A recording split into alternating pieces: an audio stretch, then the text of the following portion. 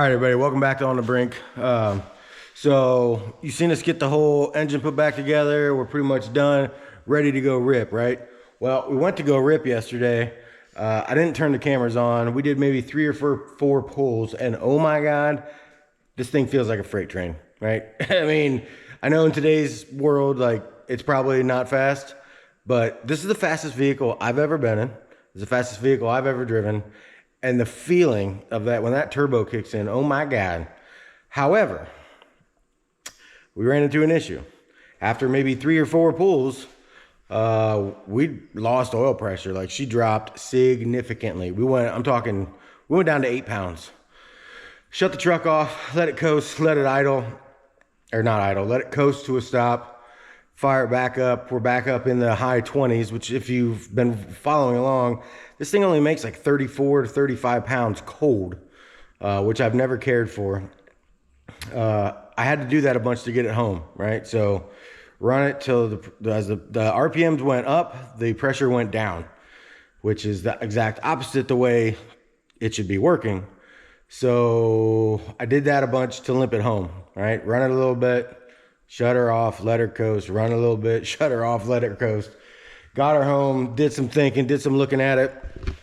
I've come to the conclusion that when I put this engine together 2+ years ago, I put a high pressure, high volume pump in it, which looking back was the wrong call because I'm running a stock pan, you know, I'm running stock oil volume, right? I'm running 6 quarts. It's supposed to be 5.5. I'm running half a quart more just because of the turbo and whatnot.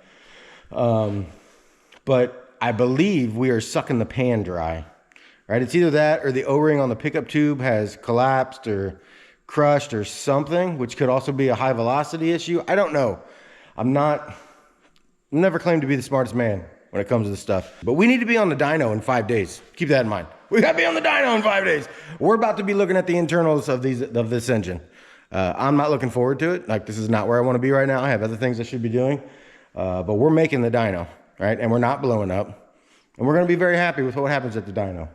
So I'm gonna get this thing in the air. Phase 1's drain the oil, get that pan off. Let's go from there. Let's get moving. We gotta be firing on all 8 cylinders so that this thing can be firing on all 8 cylinders. You know what I'm saying? Okay, we have developments. I haven't honestly decided if they're good or bad yet. The oil pan's off, but I've already found something. That would appear to be oil pickup screen.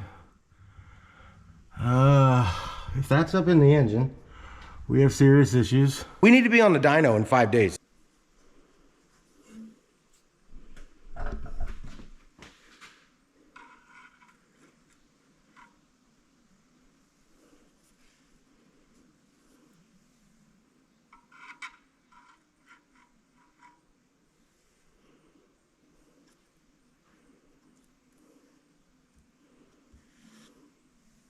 I don't know what that is. We need to be on the dyno in 5 days. Remove the pickup tube. There's still some of that stuff in here. I know it's hard for you guys to see. And there it is. But this stuff is non-magnetic. This flashlight's got a magnet on it.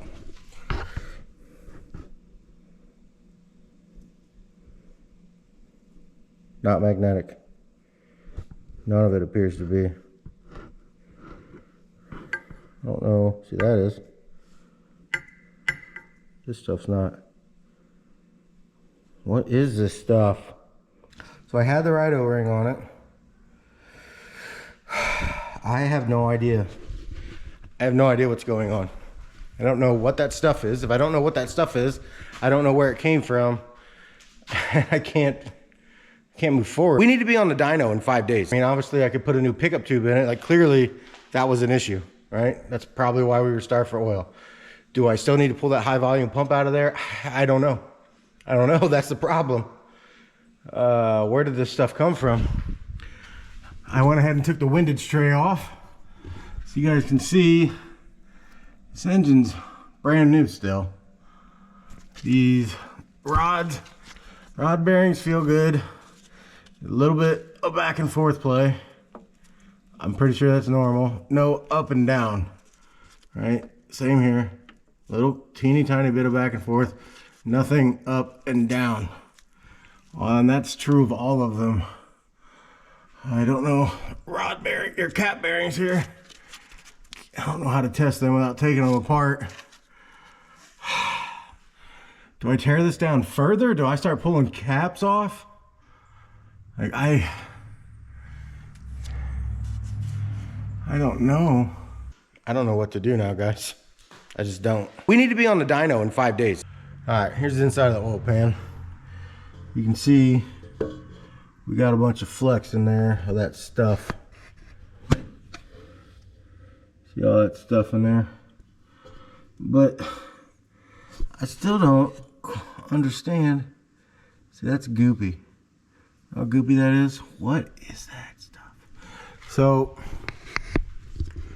I can't see anything up in here. Not one fleck of that stuff anywhere.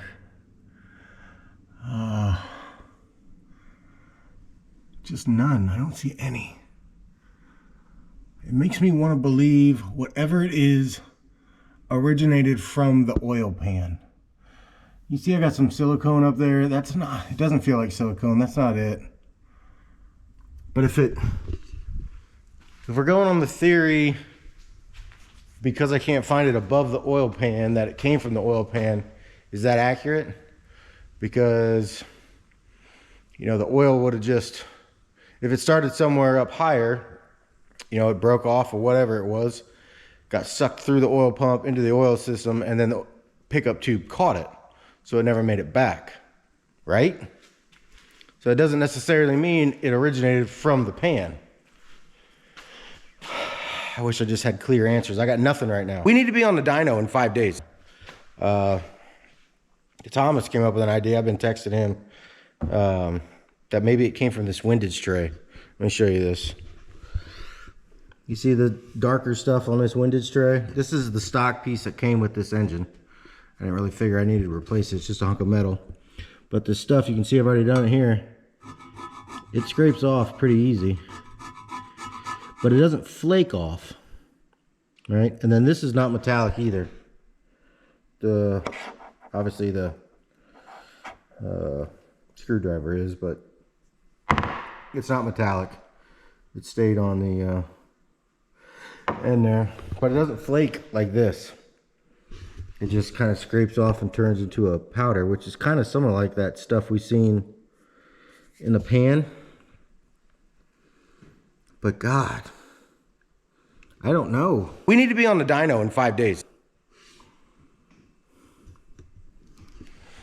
Do I just get a new windage tray or sandblast that one and a new pickup tube and put it on and see what happens? Are we still under the belief that the high velocity pump is too much? I have the new one. Do I replace? That's a lot of work. It's a lot of work. The question now becomes, what do I do? Do I get a new windage tray and a new pickup tube, throw back in, and pray that it's good? That was the issue? The only way to find out is to go drive the truck again and drop the oil pressure and see if the oil pressure plummets to nothing. At which time I'll have to pull the pan again, which really isn't all that much work compared to pulling everything off the front that I got to do to get to the pump.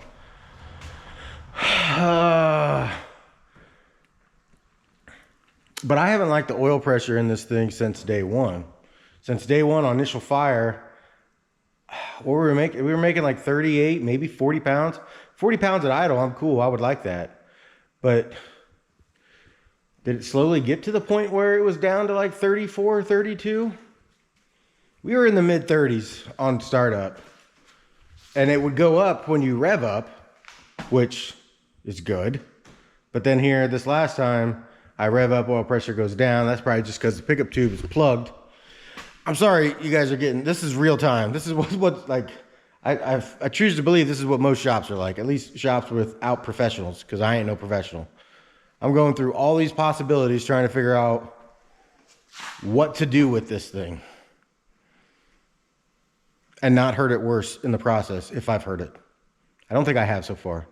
I know when I tell you guys I dropped to like 8 pounds of oil pressure, that's terrifying, and it should be. Don't get me wrong. But I feel real good about this engine, A, because I now have eyes on it, and B, I run Schaefer's oil. And I'm so confident in Schaefer's oil that I could probably start this thing up without putting oil in it and let it run for a little while, and it'd still be good. But that's beside the point at this juncture. What do I do now? How do I move forward? I have to go to work tomorrow. I have to work the next 3.5 days, and then I got to load up for the dyno. And I can see the inside of my engine right now. What do I do? Okay, it's been a couple days. I've done some internet Googling. I've done some internet posting, asking questions, talked to Thomas and Kurt. And we are currently running with the assumption that all that gick, this stuff here, came from this, which now you can see I have sandblasted. I could have just bought a new one. They're like $2,800, but they need modified to go on the studs I have in there. So I paid a kid down the road $20 to sandblast it for me. Might as well put a few bucks in a local kid's pocket. Plus, no one around the area had one. I'd have to wait a couple days. I also got new pickup tube. Had to wait on that. That just showed up today. Came with the appropriate O-rings. I'm running black. So we're gonna slap this thing back together, clean the pan up, put it all back on, and we're gonna go out for a rip and see what it does. Fingers crossed. I'll probably put an extra quart of oil in it too, just in case. If this doesn't solve the issue, we're gonna get right back to where we are right now, and then that whole oil pump's probably gonna come out. But this is the best idea I have for what happened right now. The current thought process is the stuff came off that windage tray. The E85 ate it off. Not just there's E85 in the engine now, but I had one bank of coils go down for a while, and I put a lot of E85 into that oil pan a while ago. I'm tired. I'm sorry. There's a lot going on. So yeah, a lot of E85 went down into that pan a while ago, and it sat there for a while until I changed it and got it all figured out. So let's get to work. All right, quart 7, one more than normal. It's all put back together. So I get this oil put in. We'll fire it up and see what happens on idle. As long as everything looks good there, we'll take her out on the road. I wish I could tell you guys that I'm like super pumped and ready, but I am not. I have literal butterflies in my stomach. There's a lot of money invested in this, and really the money isn't even it's not even the big issue. It's my friends and I have a lot of time invested in this thing. And I feel like it's all leading up to this week. In 2 days, we're supposed to be on the dyno. A literal machine that will tell you how well you've done for something you've built over the course of years. In your free time, on the weekends. Also, there's nobody here with me, so if things go south, I'm walking. That's it. I guess we'll check for leaks, and we'll fire this thing up. Okay, here we go.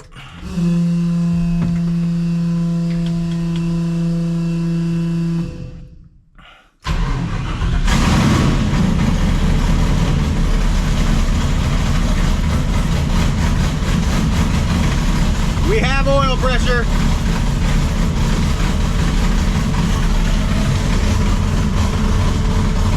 See it down there? 39. Got it right there. 40.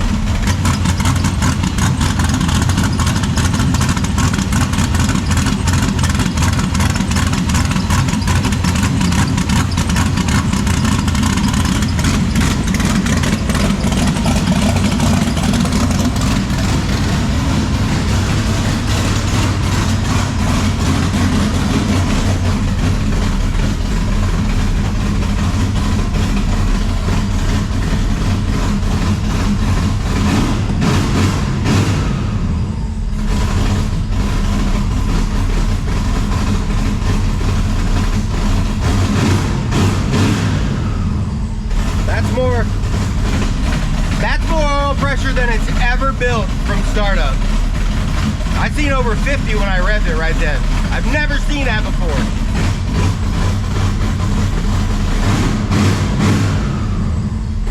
Hey, you guys remember like 6 seconds ago when I said, all right, let's go take this thing out for a drive, but I also said I was scared to do it. Well, I didn't do it. We're on the road, truck's on the trailer. I figure if we're gonna blow it up, we might as well just blow it up on the dyno. That'll make a good video, right? We'll have wasted all of this time. Yeah, looking forward to that. Yeah. Something doesn't happen now. Curtis is back with us now. We drove into the wee hours of the morning last night. Gonna finish the drive up this morning after getting a few hours of sleep. Should be there shortly. I'm pretty nervous. How do you feel? I'm fine. It's not my truck going on there. Right, but all the work we've done. I'm excited. I'm excited to see what happens. All the work we've done over these years is now literally being tested. It's going to be put on a machine, and it will tell us how well or how not well we did. That doesn't bother you. You don't care. Like I said, I'm excited to see our grade. I hope it's an A. I hope it's an A. I was a C average student, so.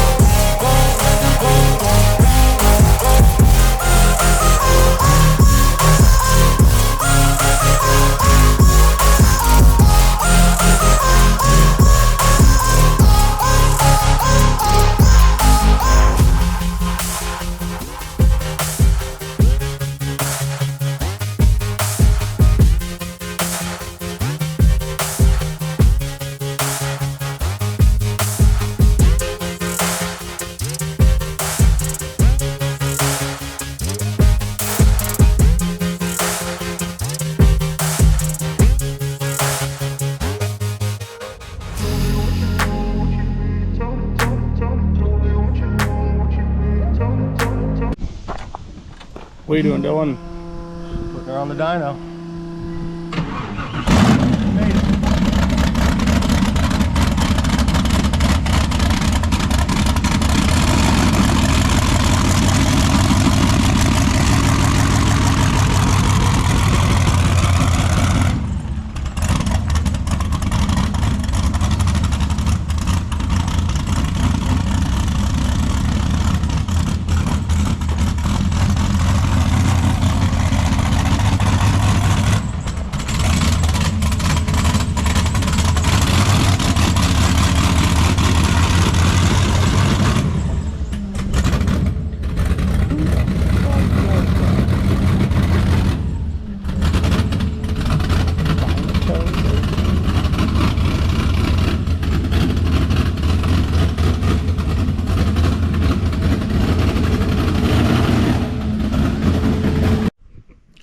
All right, for those of you that haven't been here very long or just don't know, we're running a LS1 aluminum block. That's a 5.7 liter. You would have found it in Corvettes, Trans Ams, and Camaros from 98 to 2002.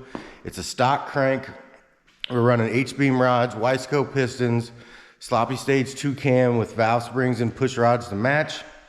It's going through a T56 Magnum with a spec stage 2 clutch.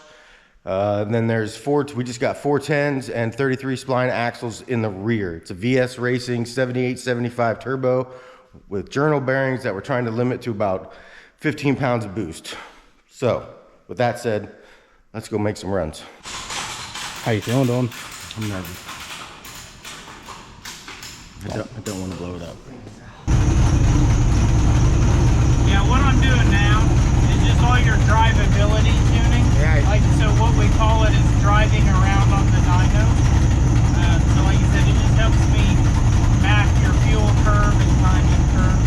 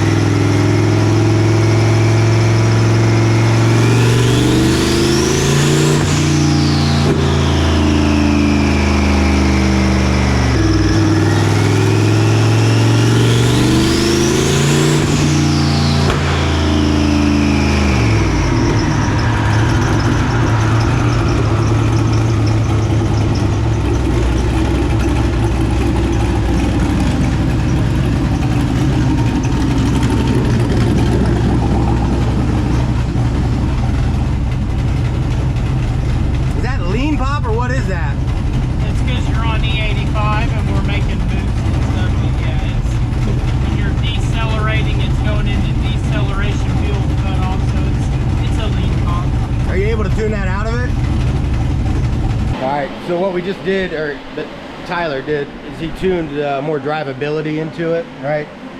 Below 3,000 RPMs, this thing drove like trash. So he got a lot of that back out of it, so maybe we can drive it on the street a little bit. As far as those bangs out of the turbo, he says, you know, with an E85 hood dump manual car, you're gonna get some of that. That last one was aggressive, I'll tell you. I hope it's not that bad regularly, but he tuned out as much as he could. Next thing, we're gonna let it cool and then move on to real pulls and see what kind of numbers we're making. Fingers crossed.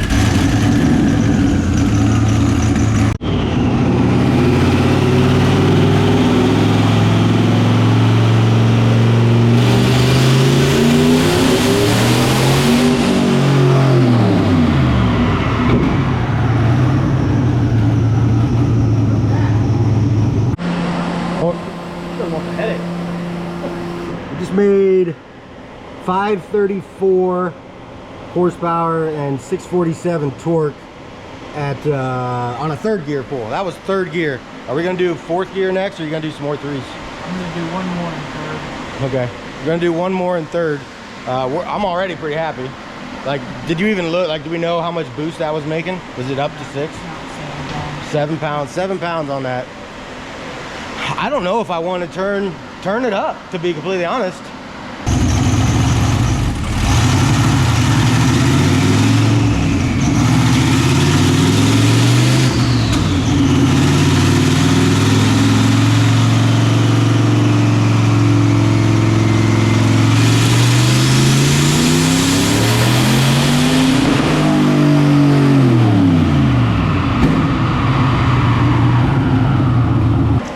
Did another pole in 3rd gear, and we made 596 horsepower.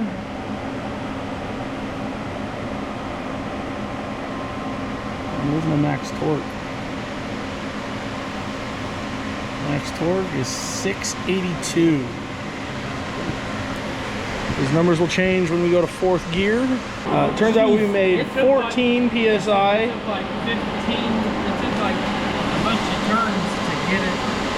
Okay, well, I'm new here. I don't know what to do. I thought I had it all the way out. You had it all the way up. Oh, well. So we made 14 pounds of boost that run in 3rd gear. It was safe. That's good. / terrifying. So now it's turned down? Now I'm going to do one more third now that it's turned down. How many more can it handle? Bunch. I only brought 15 gallons of fuel. I'm glad I didn't make anything over 14 with that being set wrong, right? So that must be like a 6 or 7 pound spring in there, because that thing should effectively double whatever spring's in there. So that's a good thing, because we had it turned all the way up. Yeah, right? we did. So it was. we got lucky. But Jesus.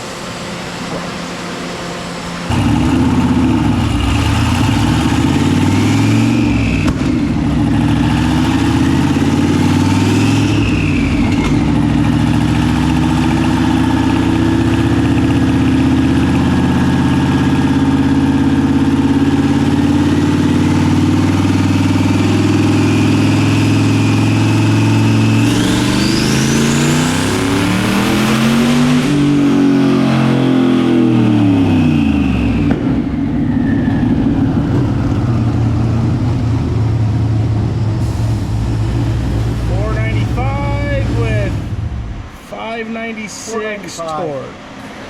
At how much boost?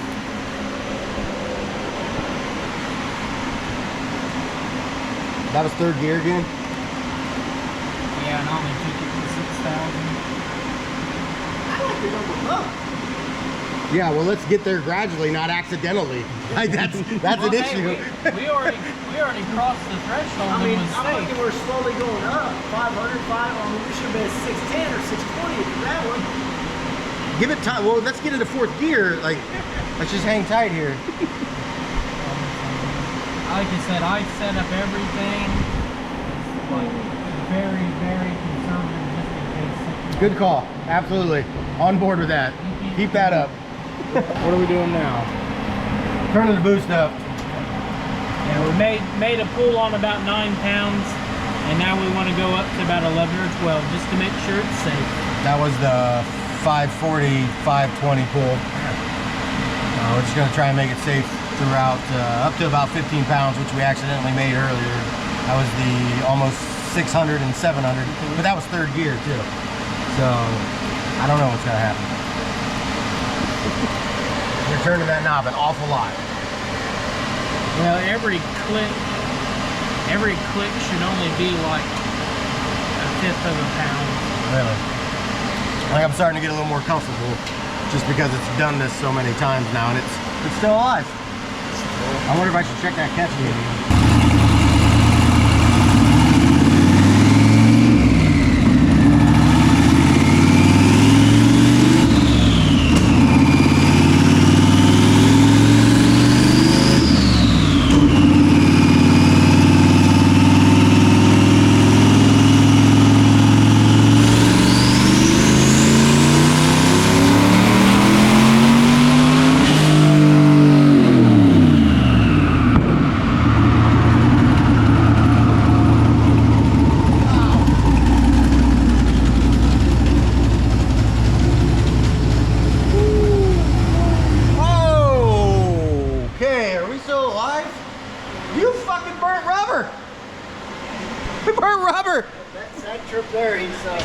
Smart River on this.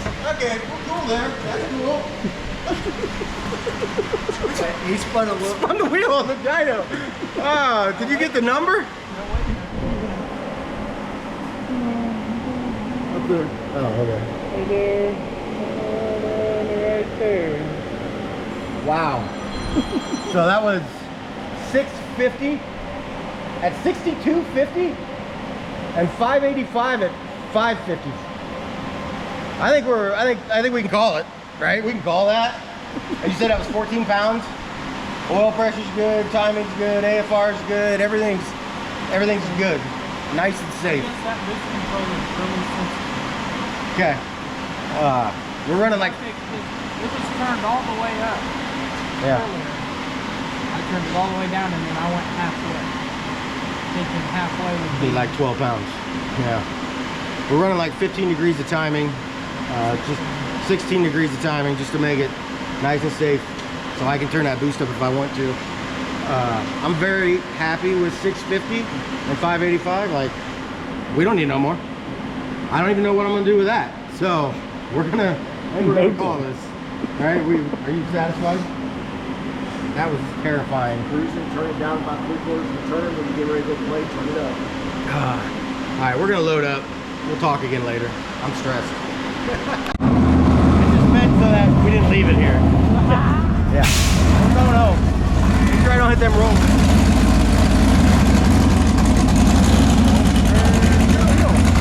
Good. Back.